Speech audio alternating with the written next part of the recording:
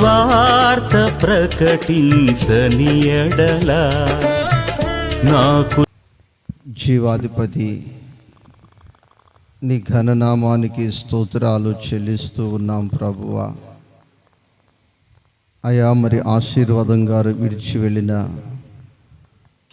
సంఘానికి ఆదరణ మీరు అనుగ్రహించండి అయా. భార్య బిడ్డలకు కుటుంబాలకు ఆదరణ మీరు అనుగ్రహించండి. ఈ భూలోకములో జీవించినంత కాలము కూడా నీవిచ్చిన తలంతులు పాతిపెట్టక దాచిపెట్టక గోతులో పెట్టి పూడ్చిపెట్టక అయా నిన్ను స్తుతించిన వ్యక్తి, నిన్ను మహిమపరిచిన వ్యక్తి, నిన్ను ఘనపరిచిన వ్యక్తి అయా నీ రాజ్యములో విశ్రాంతిలో ఉన్నాడని మేము విశ్వసిస్తున్నాము. సంఘమునకు ఆదరణ మీరు అనుగ్రహించమని, కుటుంబానికి ఆదరణ మీరు అనుగ్రహించమని యేసు నామములో అడుగుచున్నాము తండ్రి, ఆమేన్.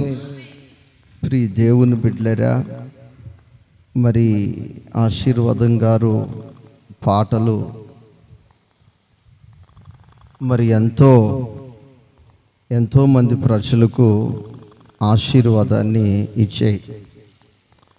దేవుడు మనకిచ్చిన తలాంతుని మనము పూడ్చిపెట్టుకోకుండా దాచిపెట్టుకోకుండా మరి ప్రభు మనకిచ్చిన తలాంతుని మనము ఉపయోగించు వారమై ఉండాలి. దేవునికి స్తోత్రం, హల్లెలూయా.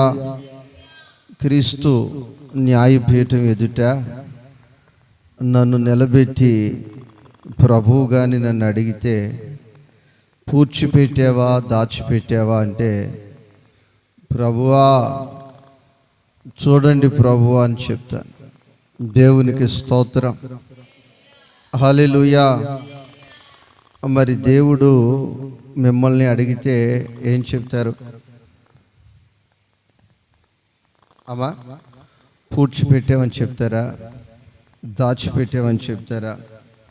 ప్రియ దేవుని బిడ్డలారా, మనం పూడ్చిపెట్టేవారిమి దాచిపెట్టేవారిమి కాదు, వాటిని వినియోగించేవారమై ఉండాలి, వాటిని ఉపయోగించువారమై ఉండాలి. దేవునికి స్తోత్రం. వాటిని ఉపయోగించేవారమై ఉండాలి, వాటిని ప్రభు కొరకు వాడుకునే వారమై ఉండాలి.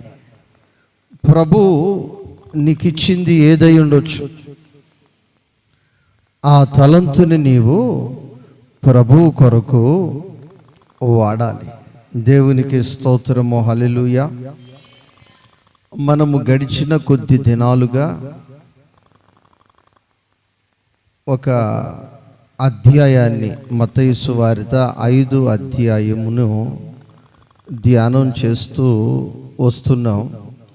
మరి ఈ పూట కూడా అదే అధ్యాయాన్ని మనము ధ్యానం చేసుకుందాం.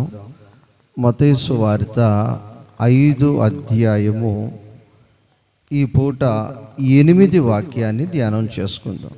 అంతే కదమ్మా, 7 వరకు ధ్యానం చేసుకుందాం. ఈ పూట 8 వాక్యం.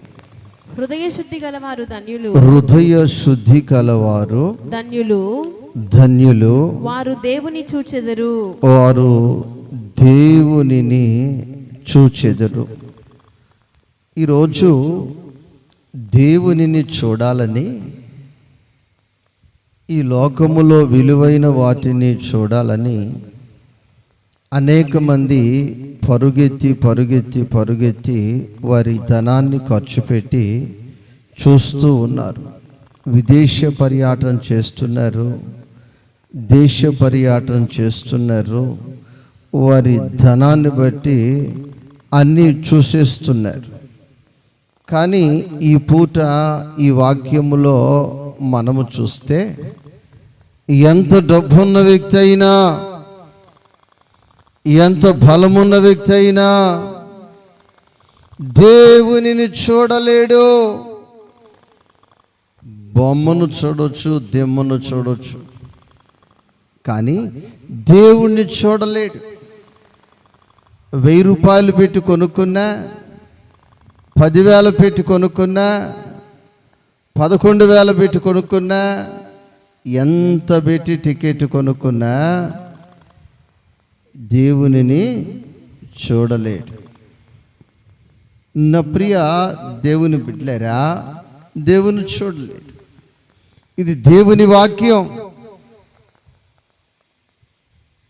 ఆ వ్యక్తి సిమెంట్ దిమ్మను చూసి సంతృప్తి చెందొచ్చు, లేక ఒక బొమ్మను చూసి సంతృప్తి చెందొచ్చు, కానీ దేవుణ్ణి చూడలేడు. మరి ఎవరు దేవుణ్ణి చూడగలుగుతారు అంటే హృదయ శుద్ధి గలవారు. దేవునికి స్తోత్రం, హల్లెలూయా. వారు దేవునిని చూడగలుగుతారు. ఈరోజు నీ జీవితంలో నీ హృదయము శుద్ధిగా ఉంటే, నీ మనసు శుద్ధిగా ఉంటే నువ్వు దేవునిని చూడగలుగుతావు. దేవునికి స్తోత్రం. యేసుక్రీస్తు ప్రభువారు చెప్తున్నారు, హృదయ శుద్ధి గలవారు ధన్యులు, వారి హృదయము శుద్ధిగా ఉంది కనుక వారు దేవునిని చూస్తారు. ఆమేన్. ఎవరిని చూస్తారు? దేవునిని చూస్తారు. 24 కీర్తన 3 వచనము 4 వచనము ఈ పూట మనము ధ్యానం చేసుకుందాం. చదవగలిగిన వారు 24 కీర్తన 3 వచనము 4 వచనము. యెహోవా పర్వతమునకు ఎక్కదగిన వాడెవడు? ఆయన పరిశుద్ధ స్థలములో నిలువదగిన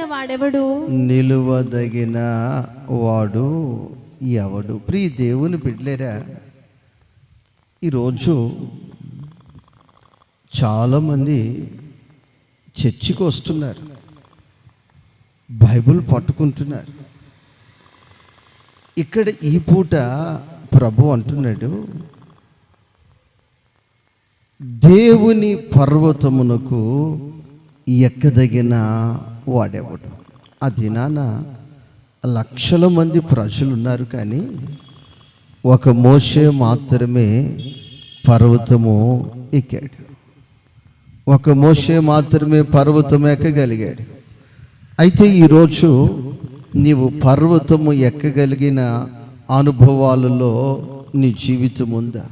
పర్వతము మోషే ఎక్కగలిగాడు కాబట్టి ఆయన ఆజ్ఞలను పొందుకోగలిగాడు, ఆయన ప్రత్యక్షతను పొందుకోగలిగాడు, ఆయన ముఖ దర్శనాన్ని చూడగలిగాడు.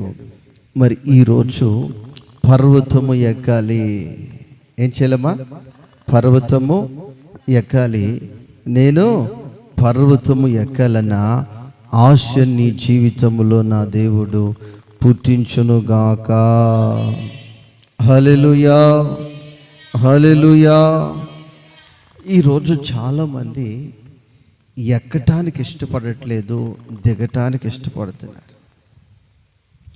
ఎక్కటము చాలా కష్టమైన పని. అది మెరకగా ఉంటుంది, అది కొండగా ఉంటుంది, కాబట్టి ఎక్కటానికి చాలా కష్టం. అయితే ప్రియ దేవుని బిడ్డలారా, నా దేవుని వాక్యము ఈ పూట నీతో చెప్తున్న మాట ఏమిటంటే, ఇదిగో నువ్వు ఎక్కగలిగినట్లయితే, దేవునికి స్తోత్రం, ఎక్కాలని నీ జీవితంలో ఆశ పుట్టినట్లయితే, ఆ క్షేమము, ఆ దీవెన, ఆ ఆశీర్వాదము నీ జీవితములో ప్రత్యేకముగా ఉంటుంది. దేవునికి స్తోత్రం. యెహోవా పర్వతమునకు ఎక్కదగిన వాడెవడు? ఆయన పరిశుద్ధ స్థలములో నిలువదగిన వాడెవడు? ఆయన పరిశుద్ధ స్థలములో అంటే రావటానికి చాలా మంది వస్తారు, కానీ ఆ పరిశుద్ధతలో నిలవలేరు, ఆ ఆ సహవాసములో నిలవలేరు, వాళ్ళు అక్కడ ఉండలేరు. ప్రియ దేవుని బిడ్డలేరా, ఒక వ్యక్తి మంచి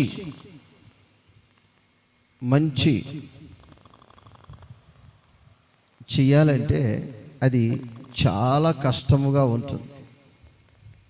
ఎలా ఉంటుందమ్మా? చాలా కష్టముగా ఉంటుంది, చాలా కష్టం. చెడు చాలా సులువు, చెడు చాలా సులువు.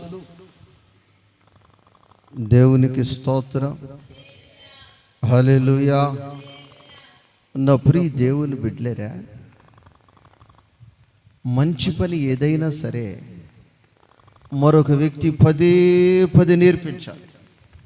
పదే పదే ఇలా చెయ్యి, ఎలా చెయ్యి, ఎలా చెయ్యి, ఎలా చెయ్యి, ఎలా చెయ్యి, ఎలా చెయ్యి అని నేర్పించాలి. సిగరెట్ తాగటం ఎవరు నేర్పించాలా? అమ్మా అమ్మా ప్రియ దేవుని బిడ్డలేరా, అమ్మో ప్రార్థన చేయమంటే నాకు రాదు, ప్రార్థన చేయమంటే నాకు రాదు. అమ్మా చాలా దినాల నుంచి వస్తున్నావు కదా, ప్రార్థన చేయి తల్లి అంటే నాకు రాదు. ఏం రాదు? ప్రియ దేవుని బిడ్డలారా, కుళాయి దగ్గర కావచ్చు, లేకపోతే భర్త దగ్గర కావచ్చు, నోరిప్పిందంటే పచ్చి బూతులు తిట్టేస్తారు. ఎవరు నేర్పారు? ఎక్కడ నేర్చుకున్నావు? నా ప్రియ దేవుని బిడ్డలేరా, ప్రార్థన చేయమంటే ప్రార్థన రాదు. కోపం వస్తే నోట్లోంచి ఏమొచ్చేస్తాయి? ఎవరు నేర్పారు ఇవి? నీకు నేర్పించేవాడు ఉన్నాడు, నీకు నేర్పించేవాడు, నిన్ను నిలవకుండా చేసేవాడు ఉన్నాడు, నిన్ను నేర్పించేవాడు ఉన్నాడు, నిన్ను నిలవకుండా చేసేవాడు ఉన్నాడు. వాడే అపవాది. ఎవడు వాడు? ఈ రెండవ మాట మనం చూసినట్లయితే, ఆయన పరిశుద్ధ స్థలములో నిలువదగిన వాడెవడు. ప్రియ దేవుని బిడ్డలేరా, అది చక్కటి పరిశుద్ధ స్థలము, ఆహారము సమృద్ధిగా ఉన్న స్థలము, సంతోషము, సమాధానము, ఆనందముతో ఉన్న స్థలము ఏదెను తోట. ఆ పరిశుద్ధ స్థలములో, ఆశీర్వదించబడిన స్థలములో ఉన్నారు అవ్వ, ఆదాము. నా ప్రియ దేవుని బిడ్డలేరా, సాతాను యొక్క ఆలోచన ఏంటంటే, వీళ్ళని ఈ పరిశుద్ధ స్థలములో ఉంచుకోకుండా నేనుండు స్థలములోనికి తీసుకెళ్ళిపోవాలి. ఏ స్థలంలోకి తీసుకెళ్ళిపోవాలి? నేనున్న స్థలములోనికి తీసుకుని వెళ్ళిపోవాలి. నీవుండు స్థలములో నేనుండగోరెదను, అది నా ఆశయ. దేవునికి స్తోత్రం. అయితే సాతాను వచ్చి నెమ్మదిగా నేర్పిస్తుంది. నేను అనాదిని, నేను కాలేదు అగ్నిగుండంలో, నాకు హద్దు లేదు, అదుపు లేదు. ఎలా ప్రవర్తించినా నన్ను ఖండించేవారు లేరు, నాకు బుద్ధి చెప్పేవారు లేరు, నన్ను గద్దించేవారు లేరు. కాబట్టి నువ్వు కూడా ఈ పండు తింటేనే నాతో రాగలుగుతావు. ఏ పండు తింటే? ఈ పండు తింటేనే నాతో రాగలుగుతావు. రా రా రా రా రా రా రా రా రా రా అని నిన్ను ఏం చేస్తుంది? పిలుస్తుంది. ఏం చేస్తుంది? రా రా రా. ఎక్కడున్న వాళ్ళని పిలుస్తుంది అంటే, చక్కగా పోషించబడుతున్నారు, చక్కగా దేవుని సంరక్షణలో ఉన్న వ్యక్తిని అది అసైతాన్ని పిలుస్తుంది. దేవునికి స్తోత్రం. కొన్ని సైతాన్లు ఉన్నాయి, ఆనందముగా సహవాసములో సంతోషముగా ఆత్మీయంగా ఎవరైతే పెరుగుతుంటారో అలాంటి వారిని రా రా రా రా అని కొన్ని సైతాన్లు పిలుస్తుంటాయి. ఎందుకనంటే అది సైతాను సంబంధి. ఏ సంబంధి? అద్దు లేకుండా, గద్దింపు లేకుండా, క్రమము లేకుండా బ్రతికేదది. కాబట్టి క్రమములో ఉన్న నిన్ను కూడా క్రమము తప్పించాలని. ఏం తప్పించాలని? క్రమము తప్పించి నిన్ను నడిపించాలని, నిన్ను ఒక అనాథిని చేయాలని వాడు ఈ పరిశుద్ధ పర్వతం మీద నిలవకోకుండా వాడు చేసే పని ఆదాముని ఆ తోటలో లేకుండా, ఆ పరిశుద్ధ స్థలములో లేకుండా, ఆ ఆనందములో లేకుండా, ఆ సహవాసములో లేకుండా ఏం చేశాడు? దూరము చేసేసాడు. దేవునికి స్తోత్రం. అందుకే ఈ పూట దేవుని వాక్యం చెప్తుంది, ఆయన పరిశుద్ధ స్థలములో నిలవదగిన వాడెవడు?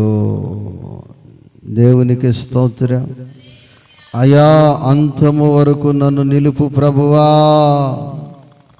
గట్టిగా చెప్పండి అందరూ, ఆమేన్ చెప్పండి. అంతము వరకు నన్ను నిలుపు ప్రభువా. ఆమేన్.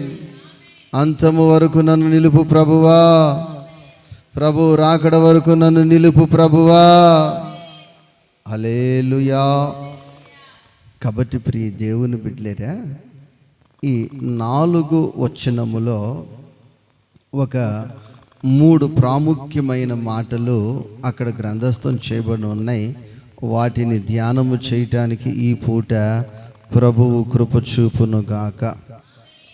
మనము చదువుకుందాము. 4 వాక్యం, 24 అధ్యాయము 4 వాక్యం. వ్యర్థమైన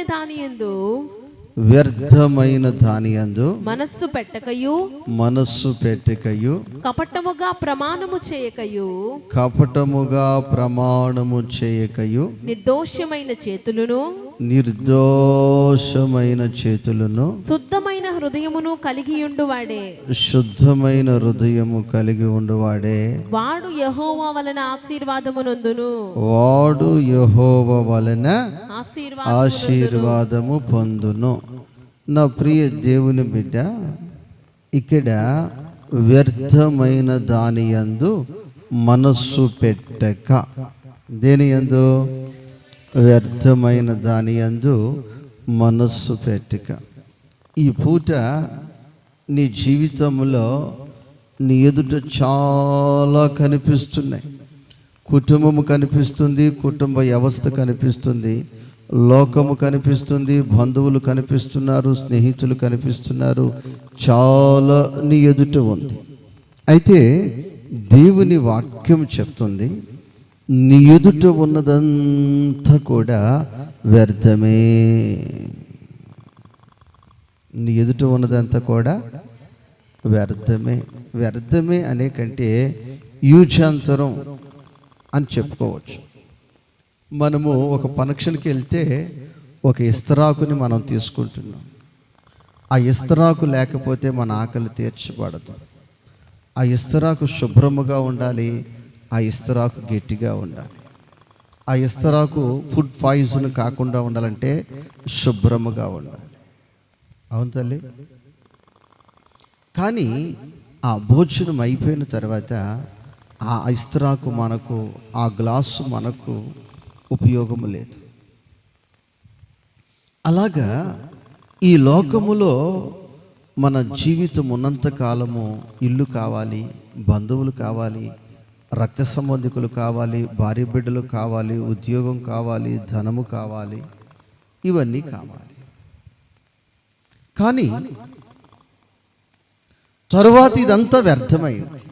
ఇప్పుడు భోజనము చేసిన తర్వాత ఆ ఆకును తీసుకెళ్ళి ఎక్కడ పెడతామమ్మా? అమ్మా, పెట్టేవాళ్ళు ఎవరైనా ఉన్నారు? దాన్ని పెట్టేవాళ్ళు దాన్ని వేసేస్తారు. మన మీద కూడా ఏమేసేస్తారు? మట్టి అదే గోతులో, అది డస్ట్బిన్లో వేస్తారు. మనల్ని ఎక్కడేస్తారు? గోతులో వేస్తారు. నా ప్రియ దేవుని బిడ్డలేరా, రాజ్యాలను పరిపాలన చేసిన మహారాజు, రాజు కదైనా మహారాజు,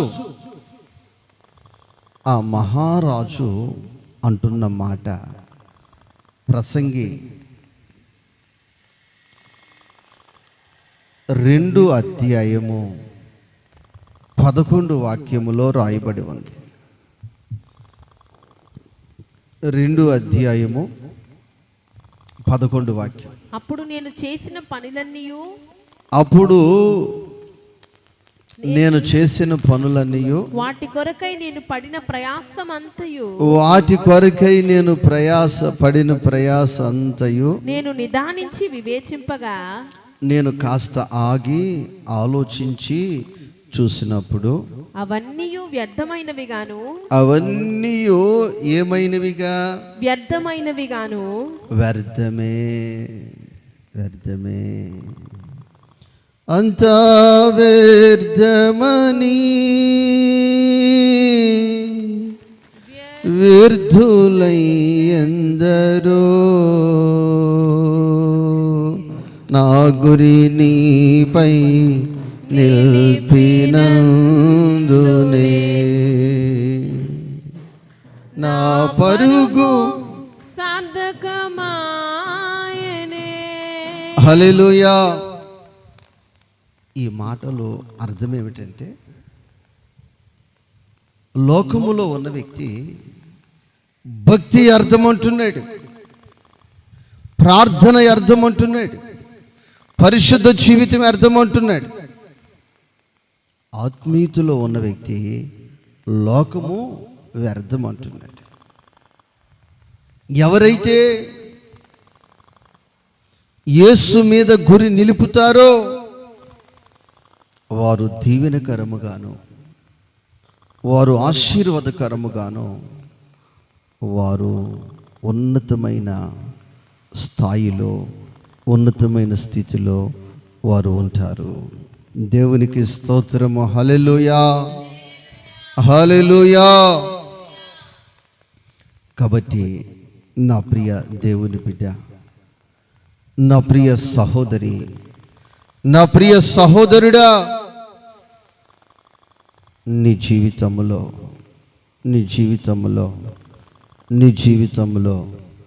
నీవు చేయవలసినది ఏమిటంటే, ఏది అర్థమైనది? అమ్మా ప్రార్థనమ్మా, ఉపవాసం అమ్మా, ఆరాధనమ్మ అంటే ఎంతసేపు లోకము లోకము లోకము లోకము లోకము దాని ఆశయు గతించిపోవును అని దేవుని వాక్యము చెప్తుంది. మరి నువ్వు వ్యర్థమైన దాన్ని మనసు పెట్టి నీ జీవితం అంతా వ్యర్థమైన దానికి అప్పగించుకుంటున్నావా? వ్యర్థము కానిది, నిన్ను రాకడలో ఎత్తేటట్లు చేసేది, క్రీస్తు న్యాయ పీఠం ఎదుట నిన్ను పరిశుద్ధునిగా నిలబెట్టేది, దాని వైపు నీవు చూడగలుగుతున్నావా? దేవునికి స్తోత్రం. హల్లెలూయా. నా ప్రియ దేవుని బిడ్డలేరా, వ్యర్థమైన దానిని నువ్వు చూడక, వ్యర్థమైన దానిని చూసి నీ జీవితంలో మోసపోక, నీ జీవితంలో వ్యర్థము కాని దానిని నీవు వెంబడించాలి. ఈ వాక్యములో మనం చూసినట్లయితే సూర్యుని కింద ఉన్నదంతా కూడా సూర్యుని కింద లాభకరమైనది ఏదియో లేనట్టు నాకు కనబడెను. దేవుని వాక్యము చెప్తున్న మాట, మరి సొలొమోను గారు అంటున్న మాట, లాభకరమైనది సూర్యుని కింద ఏది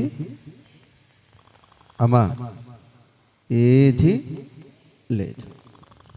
లాభము లేదు.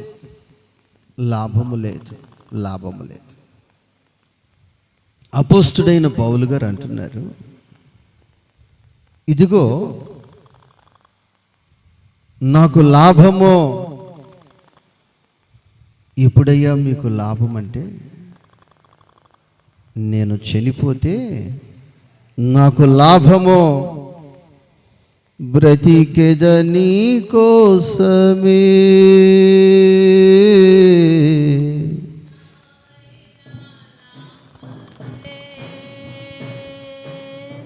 బ్రతికెదని కోసమే, చావైన లాభమే. యేసయ్యా యేసయ్యా యేసయ్యా యేసయ్యా. హల్లెలూయా. నాకు లాభం, నాకు లాభం, నాకు లాభం, నాకు లాభం అంటే ఏ వ్యాపారం చేశారు, ఏ వ్యవసాయం చేశారు, ఏ ఉద్యోగం చేశారు, ఈ నెల, ఈ సంవత్సరం, ఈ సీజన్లో ఏది లాభం అంటే, నా లాభం నాకు ఇప్పుడు కనిపిస్తుందంటే చనిపోతే ఏమైతే కనిపించేది నా లాభం. అదేంటయ్యా, సీజన్ అవ్వగానే ఆ వ్యాపారానికి లాభం, నెల రాగానే ఆ ఉద్యోగికి లాభం, జీతం. కానీ ఇదేంటి అంటే, ఇదిగో నేను పడుతున్న ప్రయాస నాకు చనిపోయిన తర్వాత లాభం వచ్చేది. ఇదంతా వ్యర్థమే, ఇదంతా వ్యర్థమే. కాబట్టి ప్రియ దేవుని బిడ్డలారా, నీకు లాభం ఎంత చనిపోతే? నీకు లాభము ఎంత? దేవునికి స్తోత్రం. హల్లెలూయా. నీకు లాభం ఎంత అన్నా? ఆరాధన కూడా నాకు ఒక్కొక్క వారం సమయం ఉండేది కాదు కదా. దేవుని మందిరములు ఎన్ని గంటలు కూర్చున్నావు, ఎన్ని గంటలు ప్రార్థించావు, ఎన్ని గంటలు ప్రభువును స్తుతించావు అంటే, అన్న ఆదివారము అరగంట. ఎంతమ్మా? ఆదివారము అరగంట. ఇక మిగిలిన సమయం అంతా లోకమే, లోకమే, లోకమే, లోకమే, లోకమే, లోకమే. ఇక లోకం కోసం పరిగెత్తటమే, లోకం కోసం ఆలోచించటమే, లోకం కోసం తిరగటమే. అప్పుడు ఆ అరగంటలన్నీ కలిపితే నీ లాభం ఎంత ఉంటుందంటే కొద్దిగా ఉంటుంది. నీ లాభం ఎంత ఉంటుందంటే, అమ్మ నీ లాభం ఎంత ఉంటుంది? కొద్దిగా ఉంటుంది. మరి విస్తారమైన లాభం పొందిన వారిని నువ్వు చూసి మళ్ళీ అక్కడికి వెళ్ళిన తర్వాత కులుకోక తప్పదు. దేవునికి స్తోత్రం. నీవు లాభము సంపాదించుకొందువు గాక, వ్యర్థమైన దానిని విడిచిపెట్టుదువు గాక, వ్యర్థమైన తలంపులు విడిచిపెట్టుదువు గాక, వ్యర్థమైన మాటలు విడిచిపెట్టుదువు గాక, నీవు లాభమును సమకూర్చుకొందువు గాక, లాభమును సంపాదించుకొందువు గాక. హల్లెలూయా. ఈ రెండవ మాట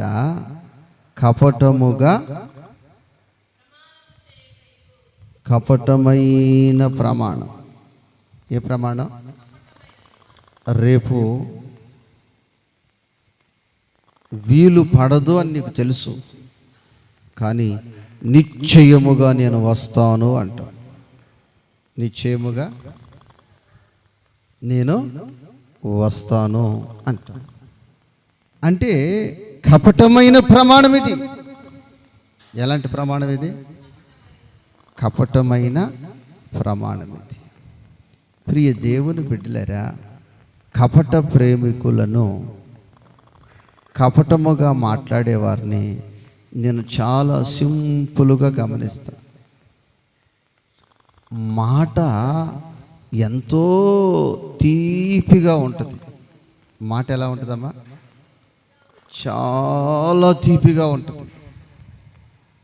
అది నీకు అది కపట ప్రేమ అని గుర్తించాలి. ఏ ప్రేమమ్మా? కపట ప్రేమ. కపటముగా మాట్లాడే వ్యక్తి అని గుర్తించాలి. కాబట్టి ప్రియ దేవుని బిడ్డలారా, వారు నేను బాగా గుర్తిస్తాను. దేవునికి స్తోత్రము. హల్లెలూయా. కాబట్టి ప్రియ దేవుని బిడ్డ, ఇప్పుడు మీరందరూ కూడా కపటమైన వారా మంచివారు? అంటే మీరందరూ మంచోళ్ళే. మీరందరూ ఎవరమ్మా? మంచివారు. ఇక్కడ బాప్టిజం తీసుకున్న ప్రతి ఒక్కరూ కూడా యేసయ్యతో ఒక ప్రమాణము చేశారు. ఏం చేశారు? ప్రమాణం చేశారు. యేసయ్య మీతో ప్రమాణం చేశాడు. ఏంటి ఆ ప్రమాణము అంటే, నా ప్రభు చెప్పాడు, నేను వస్తాను, నిన్ను తీసుకుని వెళ్ళి మధ్య ఆకాశములో వివాహము చేసుకుంటాను. దేవునికి స్తోత్రం. నేడో రేపో నా ప్రియుడేసు మేఘాల మీద కీర్తించెను. మహిమా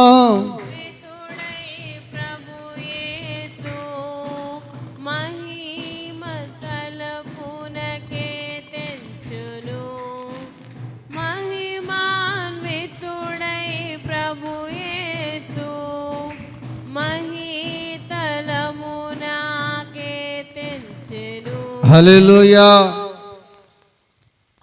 నువ్వు ప్రమాణం చేశావు, ఆయన నీతో ప్రమాణం చేశాడు. నా ప్రియ దేవుని బిడ్డలారా, ప్రమాణము చేసిన నీవు ఆ వివాహానికి నువ్వు సిద్ధపడుతున్నావా? ఆ వివాహానికి సిద్ధ మనస్సు కలిగి ఉన్నావా? ఆ వివాహానికి కావలసిన అన్ని ఏర్పాటులు కలిగి ఉన్నావా? లేకపోతే ఆ విషయాన్ని నీ జీవితంలో మరిచిపోయావా? ఆ నిబంధన నుంచి తొలగిపోయావా? ఆ ప్రమాణాన్ని విడిచిపెట్టేసేవా? ఆ ప్రమాణాన్ని వదిలిపెట్టేసేవా? దేవునికి స్తోత్రము. హల్లెలూయా.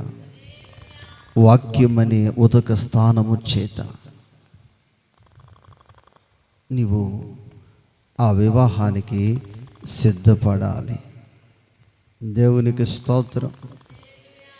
హల్లెలూయా.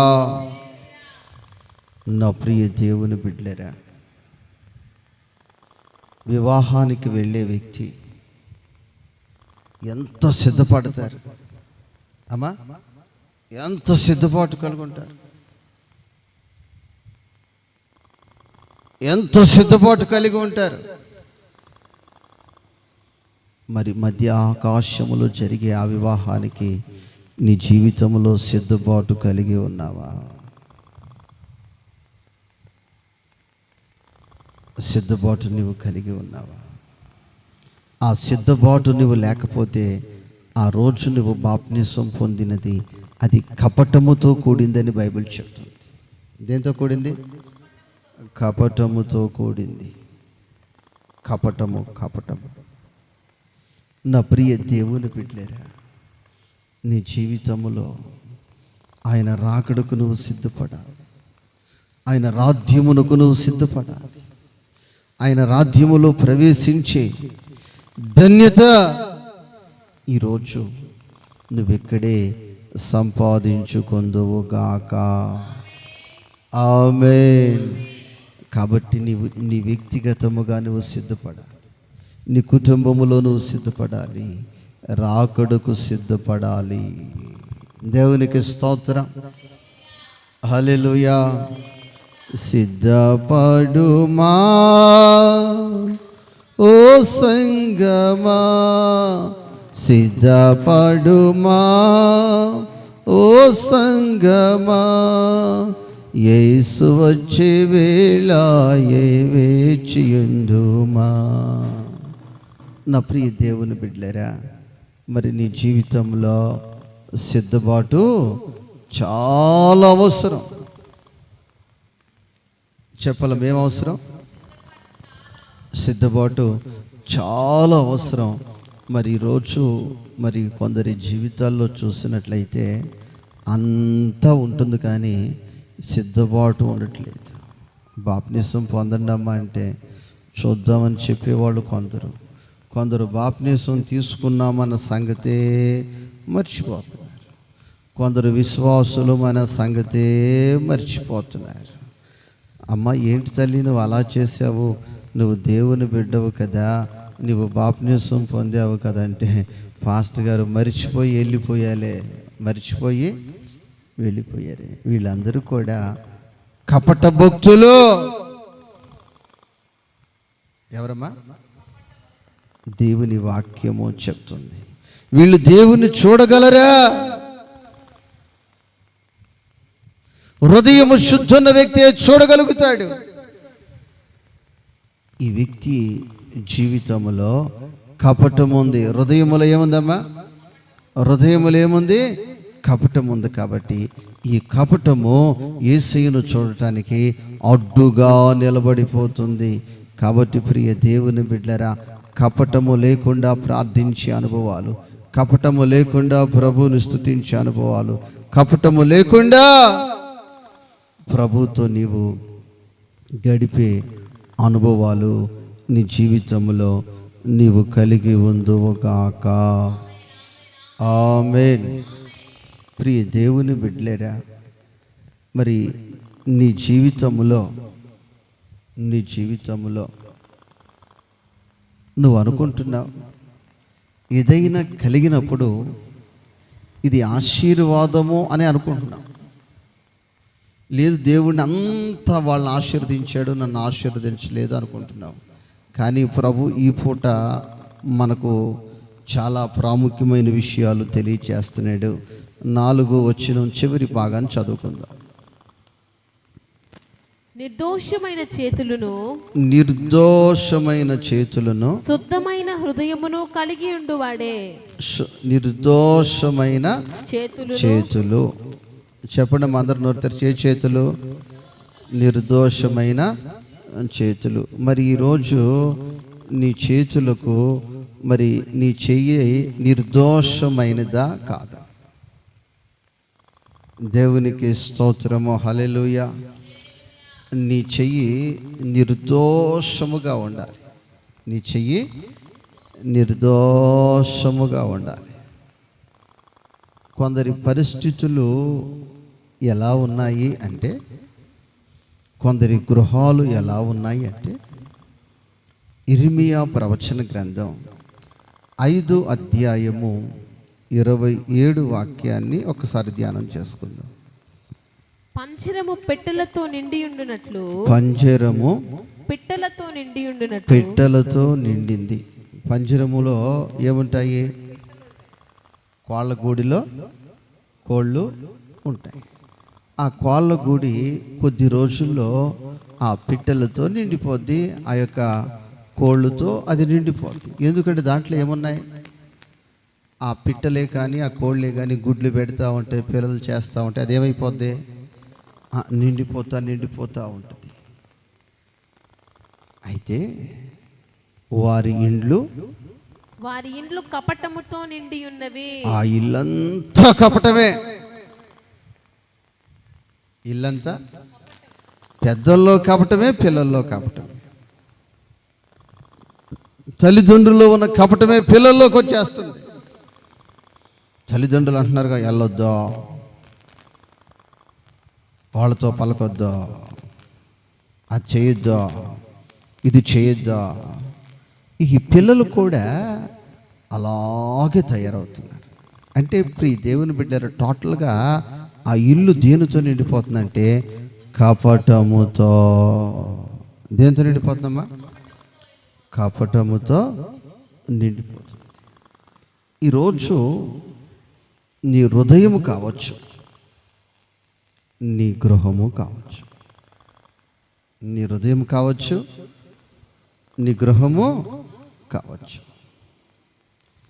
ప్రేమతో, వాక్యముతో, సత్యముతో, పరిశుద్ధతతో నిండిపోయిందా, లేకపోతే కపటము నీ హృదయములో నీ ఇల్లు నిండిపోయిందా? వీళ్ళ ఇల్లు కపటముతో నిండిపోయినా వీళ్ళు ఎలా ఉన్నారంటే దాని చేతనే వారు గొప్పవారును ఐశ్వర్యవంతులగుదురు. ఐశ్వర్యం వచ్చేసింది, గొప్పతనం వచ్చేసింది, ఉన్నతమైన స్థితి వచ్చేసింది. ఎట్లా వీళ్ళు వచ్చారు అంటే ప్రజలు అనుకుంటున్నారు దేవుని ఆశీర్వాదం అనుకుంటున్నారు, కానీ దేవుడు అంటున్నాడు వాళ్ళు కపటముతో కూడబెట్టారదంతా, అన్యాయముతో కూడబెట్టారంతా, అక్రమముతో కూడబెట్టేశారంతా. నా ప్రియ దేవుని బిడ్డలేరా, నీ బిడ్డలకు నువ్వు అసలు ఆస్తే లేకుండా చేసిన పర్లా, ఒంటి మీద మంచి వస్త్రాలు లేకుండా ఉన్న పర్లా, కానీ అలాంటి కపటము నీ కుటుంబములో కూడబెడితే రానున్న దినాల్లో అది తరతరాలకు అది శాపముగా మారిపోద్ది. దేవునికి దూరం అవుతారు తప్ప దైవాశీర్వాదాలు వారు అనుభవించలేరు. కాబట్టి ప్రియ దేవుని బిడ్డలేరా, మరి ఎవరైనా మనకు భోజనం పెడుతుంటే ఒక హోటల్ కావచ్చు, లేదా చర్చిలోనే కావచ్చు, ఇంటిలో కావచ్చు, ఒక ఫంక్షన్లో కావచ్చు, వాళ్ళ చేతులు శుభ్రంగా ఉండాలని కోరుకుంటామా?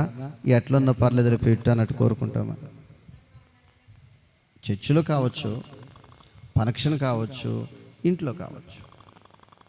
అలాగా యేసయ్య కూడా నీ చేతులు ఎలా ఉండాలని కోరుకుంటున్నాడు? 1 తిమోతి పత్రిక 2:8. 1 తిమోతి పత్రిక 2:8.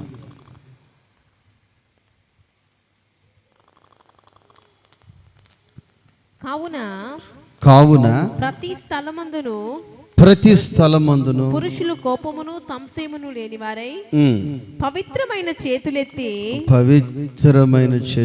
ఏ చెయ్యి కావాలంటాడు ఆయన? పవిత్రమైన చెయ్యి. దేవునికి స్తోత్రం. ప్రార్థన చేస్తున్నాం, నా ప్రభు నీ ప్రార్థన ఆలకించాలి. నా ప్రభు నీ ప్రార్థన ఆలకించాలంటే నీ చేతిలో ఆయన పవిత్రతను కోరుకుంటున్నాడమ్మా. నీ నోట్లో ఆయన పవిత్రతను కోరుకుంటున్నాడు, నీ జీవితంలో ఆయన పవిత్రతను కోరుకుంటున్నాడు, నీ బ్రతుకులైన పవిత్రతను కోరుకుంటున్నాడు. నేను పరిశుద్ధుని కనుక నీవును పరిశుద్ధినిగా పరిశుద్ధురాలుగా ఉండాలని ఆయన కోరుకుంటున్నాడు. కపటముతో నిండి ఉన్నావా, లేక పరిశుద్ధతో ప్రేమతో నీ జీవితం నిండి ఉందా? హృదయ శుద్ధి గలవారు ధన్యులు, వారు దేవుని చూసెదరు. మరి ఈ పూట నీ హృదయానికి శుద్ధి కావాలి, నీ జీవితానికి శుద్ధి కావాలి, నీ బ్రతుకులో శుద్ధి కావాలి. అలాంటి శుద్ధి కలిగి నువ్వు నిలిచినట్లయితే నా దేవుని నువ్వు చూడగలుగుతావు. దివిలో ఉన్న ఆనందాన్ని ఈ భూమిలో నీవు అనుభవించగలుగుతావు. శ్రేష్టమైన దీవెన, శ్రేష్టమైన ఆశీర్వాదాన్ని నీ జీవితంలో నువ్వు సమృద్ధిగా నువ్వు పొందగలుగుతావు. నువ్వు పరిశుద్ధ స్థలములో నిలవగలుగుతావు, పరిశుద్ధ స్థలములో ఉండగలుగుతావు, పరిశుద్ధ స్థలములో ప్రభు రాకడ వరకు ఉంటాం. దేవునికి స్తోత్రం. దేవుని పర్వతం మీద ప్రభు రాకడ వరకు నీవు ఉంటావు. ఈ స్థలము నుంచి నిన్న ఆయన రాజ్యములోనికి తీసుకుని వెళ్ళిపోతాడు. ఇక నువ్వు చేసింది ఏది కూడా వ్యర్థము కానేరదు. నువ్వు చేసిన ప్రార్థన, నువ్వు చేసిన పరిచర్య, నువ్వు చేసిన ప్రయాణం, నువ్వు పడిన ప్రయాస, అది నా దేవుడు శాశ్వత కృపగా మారుస్తాడు. ఎలా మారుస్తాడు? శాశ్వత కృపగా మారుస్తాడు. కాబట్టి నీ జీవితంలో వ్యర్థమైన వాటిని పూర్తిగా చేయకుండా వ్యర్థము కానిది ఉంది, పరసంబంధమైనది ఉంది. ఆ పరసంబంధమైన దాని కొరకు నీవు ప్రయాసపడే వ్యక్తిగా, నీ సమయాన్ని ఖర్చు పెట్టే వ్యక్తిగా, నీ ధనాన్ని ఖర్చు పెట్టే వ్యక్తిగా ఆ ప్రయాసము కొరకు నువ్వు ప్రయాసపడాలి. ఆ రాజ్యము కొరకు ప్రయాసపడాలి. ఎందుకంటే నువ్వు ప్రమాణం చేసావు, అయ్యా నీ రాకడకు సిద్ధపడతాను, నీ రాకడకు సిద్ధపడతాను. దేవునికి స్తోత్రం. అసలు ఆలోచన నీకు కలుగుతుందా? ఎవరైనా చుట్టాలు వస్తున్నారంటే సిద్ధపడతారు లేదా అమ్మా? చుట్టాలు వస్తున్నారంటే, పండుగ వస్తుందంటే సిద్ధపాటు. చుట్టాలు వస్తున్నారంటే అమ్మ ఏం చేస్తారు? చుట్టాలు వస్తున్నారంటే ఇంట్లో సామాన్లన్నీ బయటేసి కడిగి అన్నీ ఉతికి తుడుచుకొని ఏం చేస్తారు? అమ్మమ్మ ఏం చేస్తారు? సిద్ధపడతారు. చుట్టాలు 10ంటికి వస్తామని చెప్తే మీరు 12ంటికి సిద్ధపడతారా అమ్మా? చుట్టాలు 10ంటికి వస్తానంటే మీరు ఎప్పుడు సిద్ధపడతారు? మీరు 8 నుంచి ఏ ట్రైనా, ఏ బస్సా, ఏ బైకా, ఏ కార్ అని చూస్తూనే ఉంటారు. దేవునికి స్తోత్రం. మరి ప్రభు కొరకు నువ్వు ఎప్పుడన్నా ఎదురు చూసావా? ప్రభు కొరకు ఎప్పుడన్నా నువ్వు ముందుగా సిద్ధపడ్డావా అమ్మా? చెప్పాలి. ఆయన చూస్తున్నాడు.